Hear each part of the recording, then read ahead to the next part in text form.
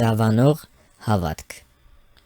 Ես հաղթում եմ սատանային գառան արյունով և իմ վկայության խոսքով, և իմ անձը չեմ սիրում մինչև մահ։ Տերը ցույց է տվել ինձ, որ շատ քրիստոնյաներ, եթե նրանք ետ նայեն իրենց անցյալին, կտեսնեն, որ մի շարք բացասական դավանություններ են ասել։ Դուք գուցե ասել եք այն մասին, թե ինչը չեք կարողացել անել, կամ էլ քննարկել եք ձեր ձախողումներն ու հուսահատությունները։ Սակայն իրականում մեր դավանությունը որոշում է, թե ուր ենք մենք գնում։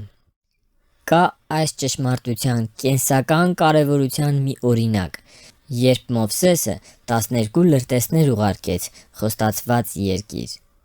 Երկուսը վերադարձան դրական դավանությամբ, 10-ը բացասական։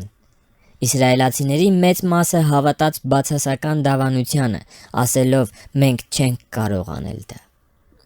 Դրական դավանությունը սա էր՝ մենք կարող ենք։ Բոլոր հրեաները սահմանեցին իրենց ճակատագիրը համաձայն իրենց դավանության։ Նրանք, ովքեր ասեցին չենք կարող, չկարողացան, և նրանք, ովքեր ասեցին կարող ենք, ի վիճակի եղան։ Դուք գուցե որոշ բացասական խոսքեր եք արտաբերել, խոսքեր, որոնք չեն փառավորել Հիսուսին, կամ էլ ապրել եք հուսահատության մեջ, որը ձեզ կապել է անկարողության և ձախողման հետ։ Եթե մենք դավանենք ձախողումը, այն կլինի մեր բաժինը։ Եթե մենք հավատք դավանենք, Աստված կլինի մեր բաժինը։ Պարզապես խոստովանիր Աստծո առաջ. Տեր, ներիր ինձ։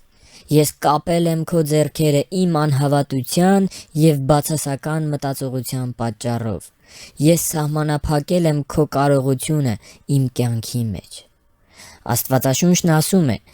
եթե մեր մեղքերը խոստովանենք, նա հավատարիմ է ու արդար, որ մեր մեղքերը ների մեզ և մաքրի մեզ ամեն անիրավությունից։ Հովհաննեսի 1:1-9 Երբ դուք մերժում եք բացասական դավանությունը, գոհացեք Աստծուց, որ դուրս եք եկել այդ խավար մենության հովտից։ Ասեք. ամեն բան կարող եմ ինձ զորացնող Քրիստոսով։ Աղոթենք։ Շնորհակալություն Տեր գառանդ արյան համար։ Ես հռչակում եմ, որ ամեն բան կարող եմ ինձ զորացնող Քրիստոսով։ Ինչպես նաև հաղթում եմ սատանային գառան արյունով և իմ վկայության խոսքով, և իմ անձը չեմ սիրում մինչև մահ։ Ամեն։